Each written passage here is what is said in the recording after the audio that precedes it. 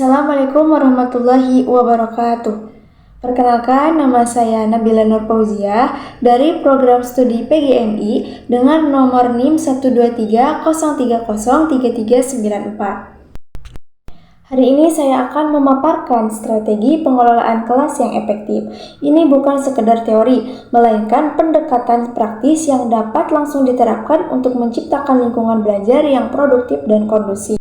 Baik, langsung saja kita masuk ke pembahasan materi. Di sini ada definisi pengelolaan kelas. Pengelolaan kelas adalah usaha proaktif guru untuk menciptakan atau mempertahankan kondisi kelas yang mendukung pembelajaran menjadi lebih optimal. Ini bukan hanya tentang menjaga ketenangan, tetapi orkestrasi menyeluruh dari berbagai elemen, mulai dari tata ruang, interaksi sosial, hingga rutinitas harian.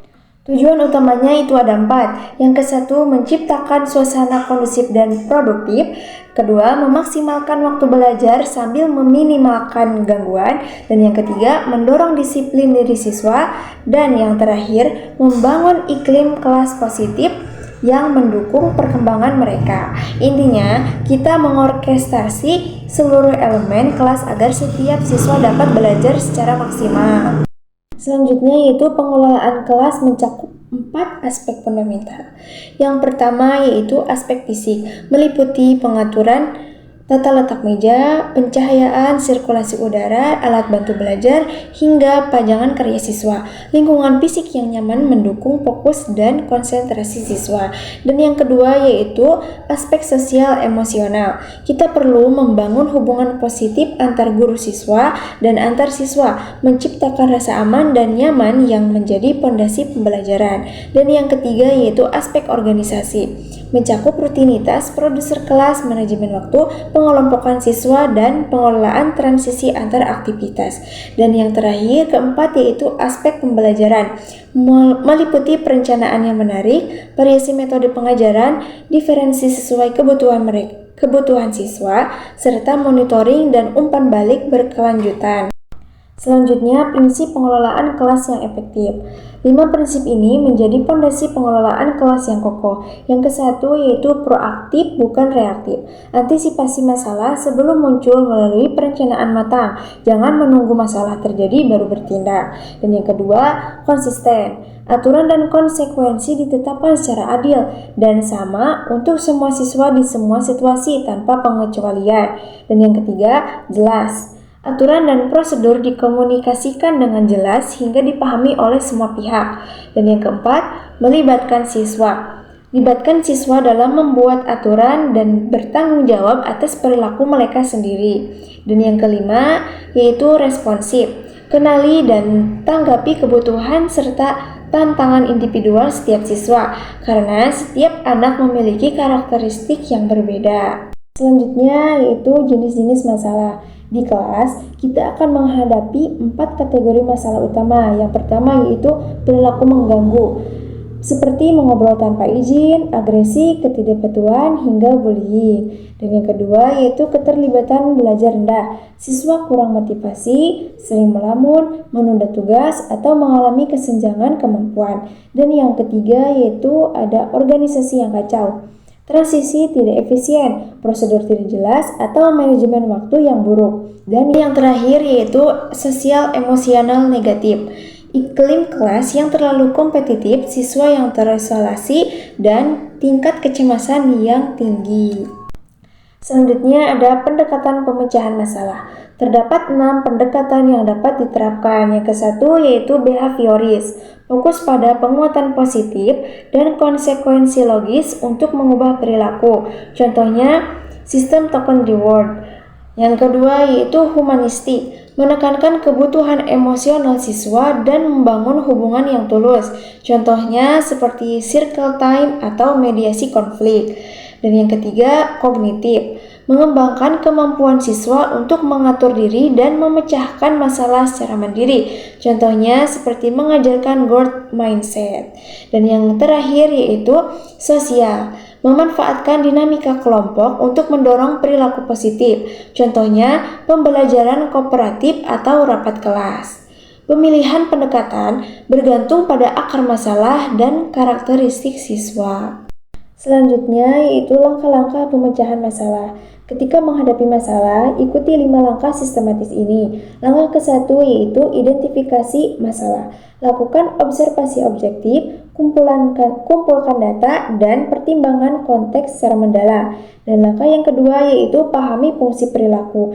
Identifikasi apa yang siswa coba capai melalui perilakunya, seperti mencari perhatian, menghindari tugas, atau motif lainnya. Dan yang ketiga yaitu intervensi bertingkat, mulai dari pencegahan untuk seluruh kelas, dukungan tambahan untuk kelompok kecil, hingga intervensi intensif untuk individu tertentu.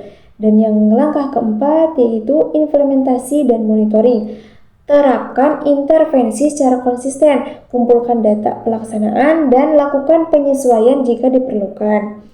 Dan yang terakhir yaitu evaluasi dan pemeliharaan. Tinjau data hasil, pastikan keterampilan diterapkan di berbagai konteks dan didokumentasikan prosesnya. Selanjutnya yaitu pencegahan proaktif.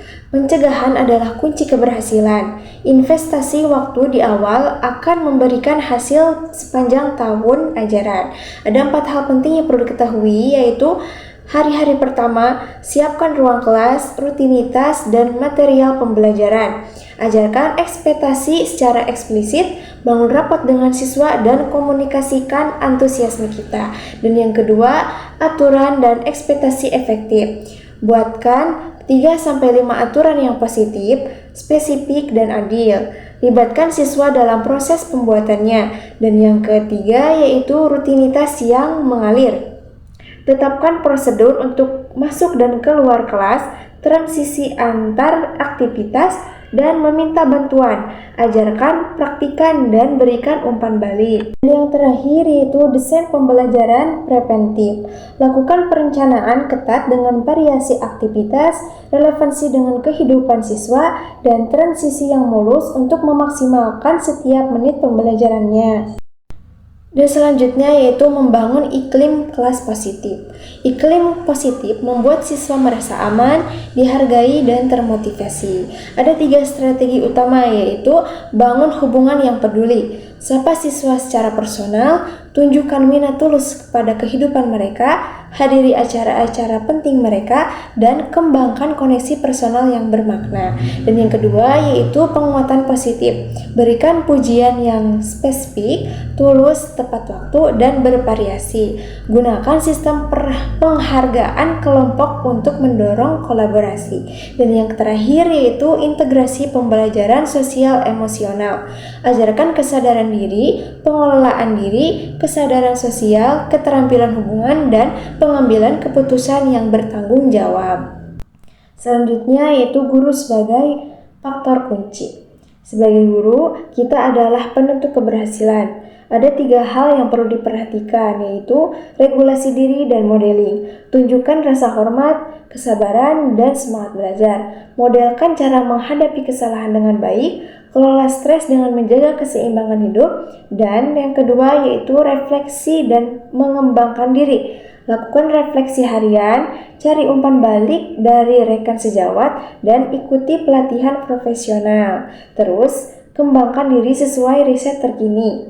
Dan untuk yang terakhir yaitu mindset dan filosofi. Percayalah bahwa semua siswa memiliki potensi untuk sukses. Lihat perilaku bermasalah sebagai tantangan yang perlu dipecahkan, bukan sebagai serangan personal. Perlu diingat bahwa pengelolaan kelas yang efektif adalah prasyarat dari pengajaran yang berkualitas. Ketika siswa merasa aman dan memahami ekspektasi dengan jelas, maka mereka akan lebih berani mengambil risiko dan belajar secara maksimal. Baik, terima kasih atas perhatiannya. Sekian dari saya. Wabillahi taufiq wal hidayah. Wassalamualaikum warahmatullahi wabarakatuh.